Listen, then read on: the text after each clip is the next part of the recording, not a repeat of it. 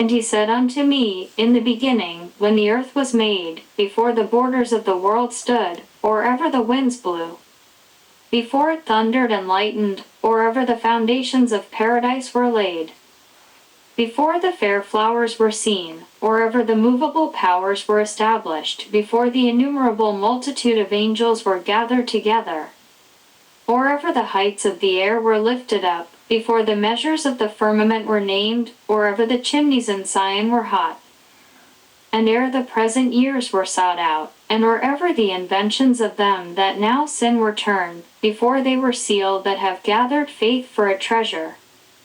Then did I consider these things, and they all were made through me alone, and through none other, by me also they shall be ended, and by none other. Then answered I and said, What shall be the parting asunder of the times? Or when shall be the end of the first, and the beginning of it, that followeth?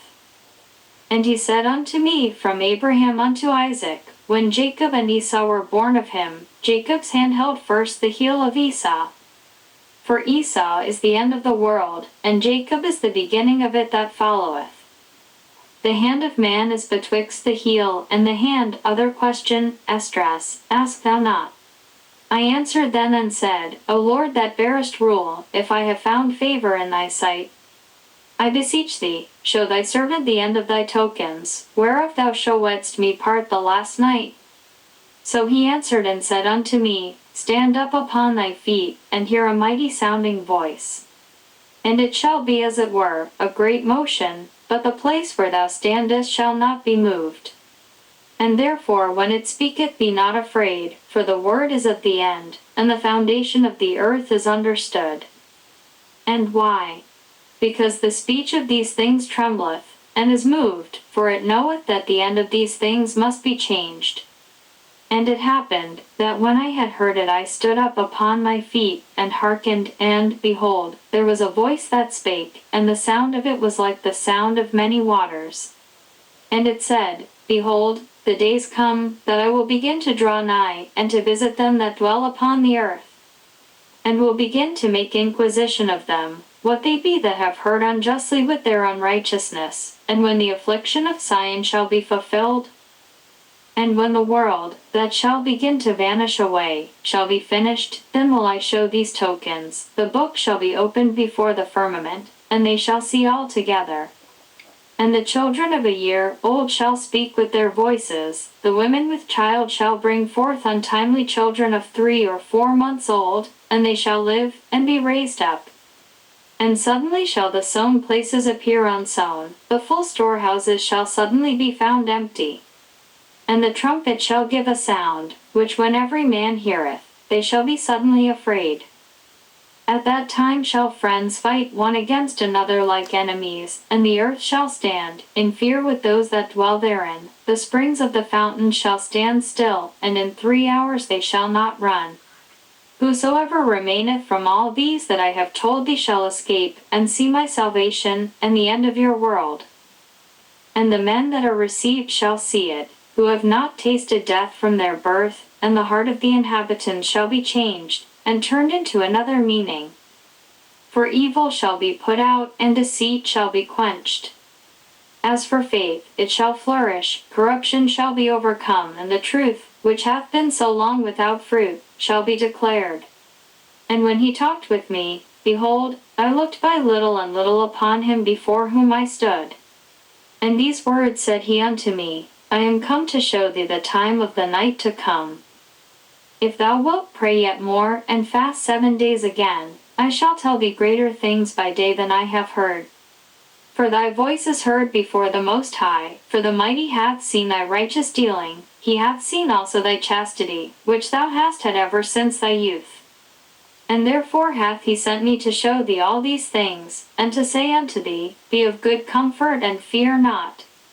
And hasten not with the times that are past, to think vain things, that thou mayest not hasten from the latter times. And it came to pass after this, that I wept again, and fasted 7 days in like manner, that I might fulfill the 3 weeks which he told me. And in the 8th night was my heart vexed within me again, and I began to speak before the Most High. For my spirit was greatly set on fire, and my soul was in distress. And I said, O Lord, thou spakest from the beginning of the creation, even the first day, and saidst thus, Let heaven and earth be made, and thy word was a perfect work. And then was the Spirit, and darkness and silence were on every side, the sound of man's voice was not yet formed. Then commandedst thou a fair light to come forth of thy treasures, that thy work might appear.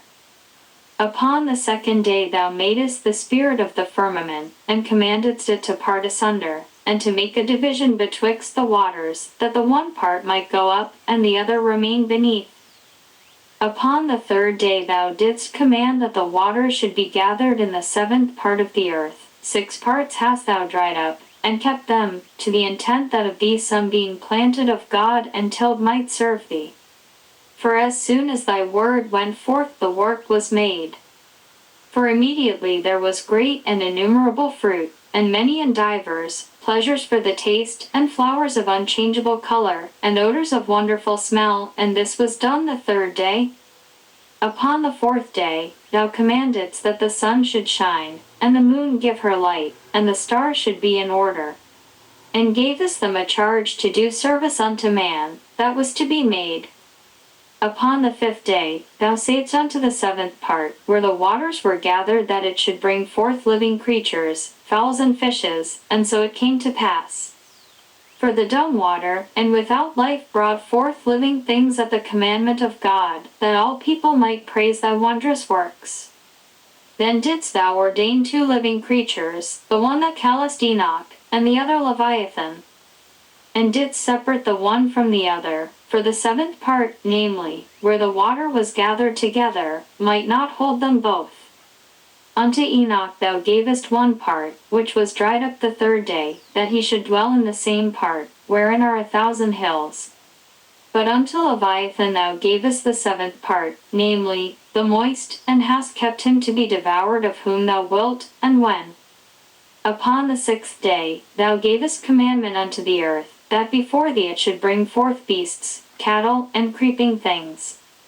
And after these, Adam also, whom thou madest Lord of all thy creatures, of him come we all, and the people also whom thou hast chosen. All this have I spoken before thee, O Lord, because thou madest the world for our sakes. As for the other people, which also come of Adam, thou hast said that they are nothing, but be like unto spittle, and hast likened the abundance of them unto a drop that falleth from a vessel.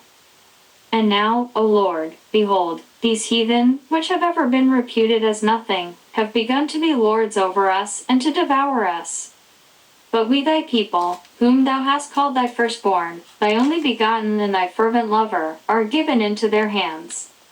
If the world now be made for our sakes, why do we not possess an inheritance with the world? How long shall this endure?